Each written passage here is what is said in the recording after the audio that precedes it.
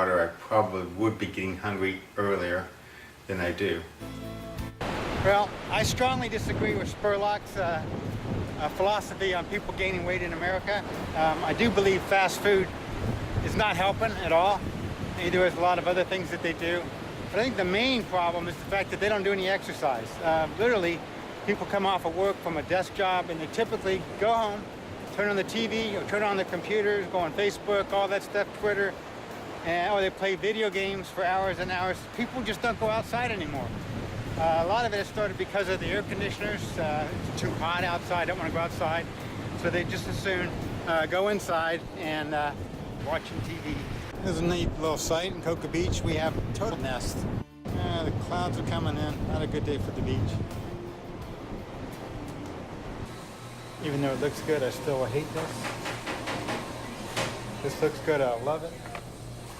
These I don't really care for, but I got sweet and chili, and I also got spicy buffalo.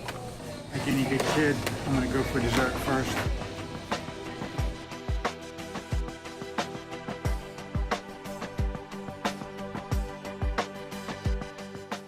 $460 calories, cinnamon bun.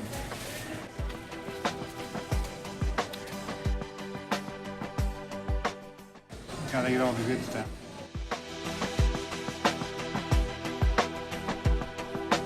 I tried to contact Spurlock several times through email, phone calls, whatever, but he's never responded. Can't get a hold of him. I guess he's a little too famous now. He complained that McDonald's, the whole time he was doing it, he couldn't get a hold of them. Well, I'm doing a kind of a similar thing, and I would love to get a hold of Spurlock and talk to him about his documentary.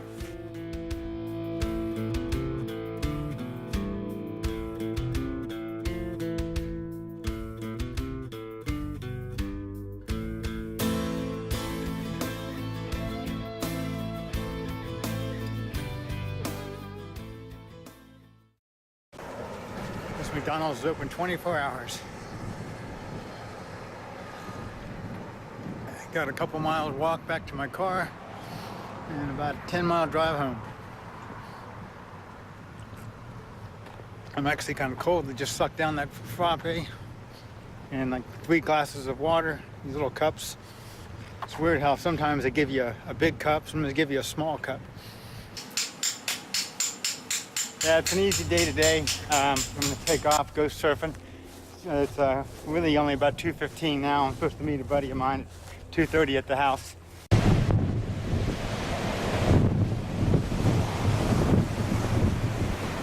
Where does personal responsibility end? Where responsibility begin? That's a good question, Spurlock. I don't know. Well, that's one of the things he commented on a lot. And he is right. You know, some of that is true. The corporations should, you know, try to give you accurate information or whatever, and they weren't always doing that. But to be perfectly honest, I don't think it would have mattered. You can put warning labels out there and tell people not to do stuff all the time. I know, my whole life I've known that you're supposed to exercise and eat well. Do I do it, or have I done it my life? No, I haven't. Everybody that's out there smoking today has heard sometime in their life smoking is bad. It causes cancer, all that. Have they stopped? No. So just because you tell someone something is bad, that doesn't mean they're going to listen to you. And they're not. They're going to do what they want to do, what makes them feel good. Most people think they're invincible. Something bad is going to happen to the other person, and not them. There he goes. Make it, make it. Ooh, just barely.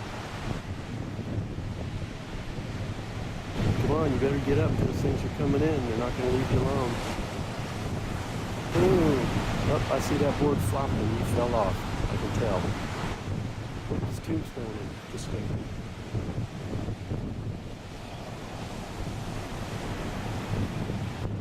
Your body is extremely adaptable. That's what the doctor told him. According to Spurlock's documentary, a lot of his blood pressures and stuff like that were coming back into norm. His body was adapting. Had he stuck it out another week or two, I guarantee that a lot of the bad results would have started to clear up.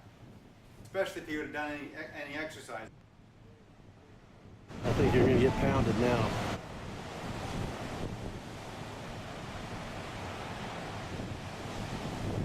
I'm tired watching you.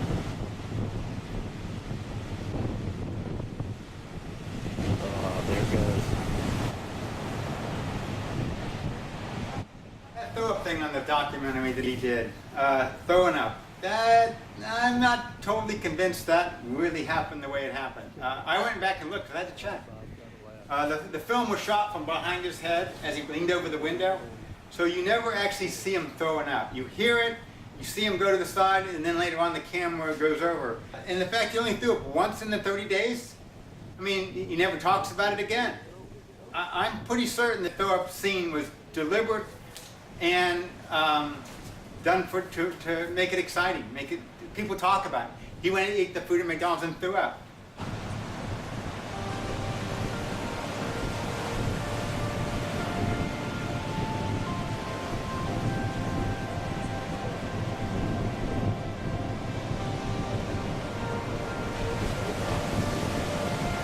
There you go.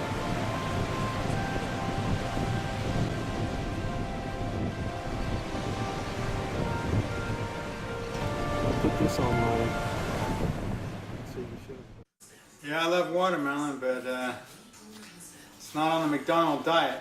Right now we're getting ready to go to a church Bible study, and everybody's supposed to bring something, and we are bringing sliced watermelon, actually cubed. And I get elected to be the cuber. And I will be picking up my dinner at McDonald's by way of bicycle. I think I made a bad decision. I went away to a Bible study group in Cocoa Beach. And I decided I was going to ride my bike. I left probably about half hour, 45 minutes later than I expected. And I also didn't realize I'd be going into the wind all the way to Cocoa Beach. That's the main causeway. I also didn't notice the clouds being that bad up there. So there's a good chance that I'm going to be getting wet on before I even get there.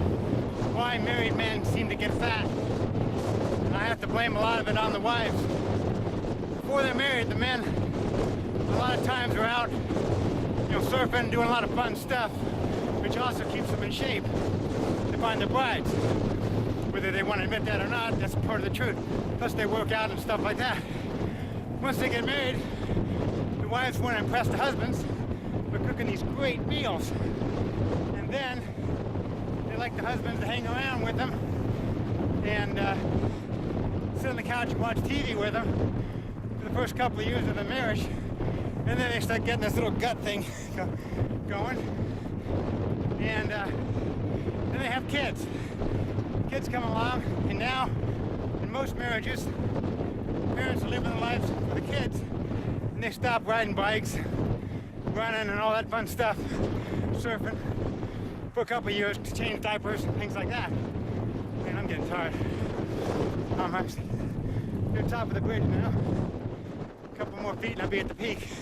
But I'm on day 18 now, and I'm still only I'm within 5 pounds of where I started, but success is on the downside. As long as I don't gain any weight, I consider that a success.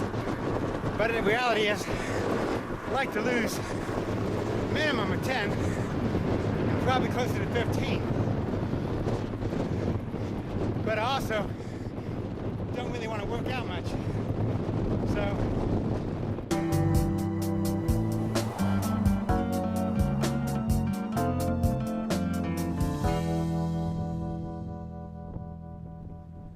one of the girls inside McDonald's working behind the register asked me